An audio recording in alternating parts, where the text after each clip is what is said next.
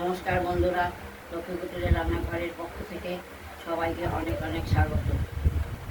আজকে উচ্ছে দিয়ে রাঙা আলু দিয়ে ভাজা করব। উচ্ছে আমরা কুচিয়ে নিয়েছি, আর এটা রাঙা আলু বা লাল আলু, এটাকেও আমরা সরু সরু করে কেটে নিয়েছি।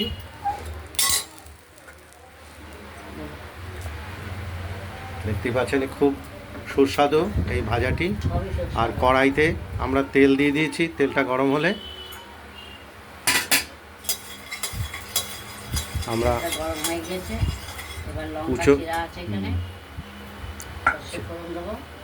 কাঁচা লঙ্কা চিড়ে দিয়েছি।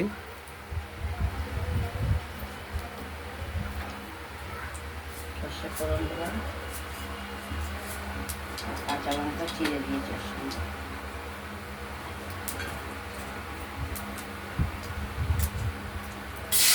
কাঁচা লঙ্কা দুটো চিড়ে দিয়েছি।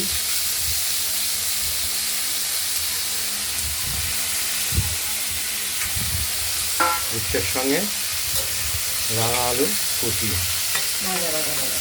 ভাজা ভাজা গরম গরম ভাতের সঙ্গে দারুণ টেস্টফুল খাবার তরকারি।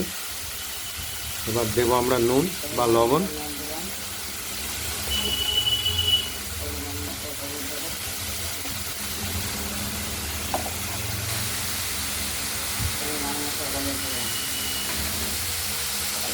মেরে ছেড়ে ঢুকে দেবো।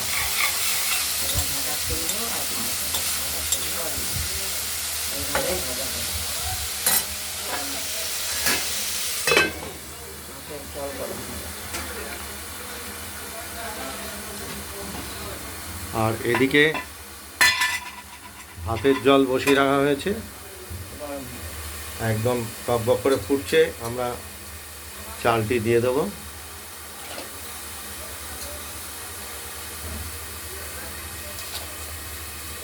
আমাদের এই ভাতের যে জলটা আমরা ব্যবহার করি, এটা কিন্তু গঙ্গার ফিল্টার করা জল, যার জন্য ভাতটি রান্না করলে একদম ফুটফুটে সাদা হবে। আর রাত্রি পর্যন্ত রেখে দিলেও, রাত্রি 10টা-11টা পর্যন্ত এমনি রেখে দিলেও এই ভাতটি ঘেমে যায়। যাই হোক, এটা একটু অতিরিক্ত বলে ফেললাম। আচ্ছা, এই ঢাকা দিয়ে দিলাম, ভাজা হতে থাকুক। আমরা কড়াইয়ের ঢাকনাটি খুলে নাড়াচাড়া দিলাম। এই তরকারিগুলো মাঝে মাঝে নাড়াচাড়া দিতে হবে ঢাকনা খুলে, নাহলে পোড়া লেগে যাবে।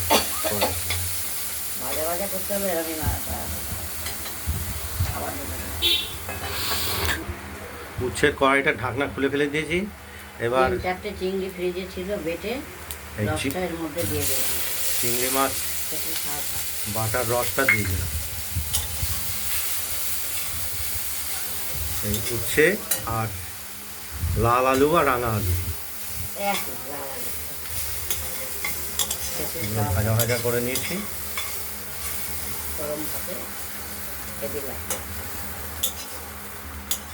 চিংড়ি মাছের রস দিলে তো এমনি যে কোনো তরকারি, পটলের তরকারি দিলে আরও টেস্টফুল হবে।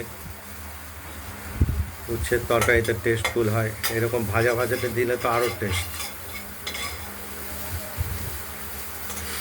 যত চিংড়ি মাছ খাটানো যাবে তত ভালো।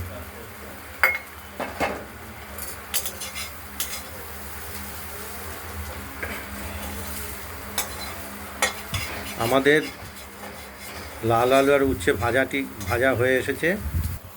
যদি ভালো লাগে শেয়ার করবেন, কমেন্ট করবেন, আর রান্নাবান্নাটা যদি ভালো লাগে সাবস্ক্রাইব করবেন। আজকের মতো এইখানে ভালো থাকবেন, সুস্থ থাকবেন, সাবধানে থাকবেন। টাটা। হয়ে গেছে, এই যে আলু সেদ্ধ হয়ে গেছে, উচ্ছে সেদ্ধ হয়ে গেছে, একদম ভাজা ভাজা হয়ে গেছে। চিংড়ি মাছ দিয়ে আরও টেস্ট হবে। নমস্কার। আগামী দিন আবার নিত্য নতুন রান্না আমরা আপনাদের কাছে নিয়ে এসে হাজির করব ভিডিওর মাধ্যমে। ঢাকা দিয়ে দিলাম, এই কড়াইতেই থাকবে।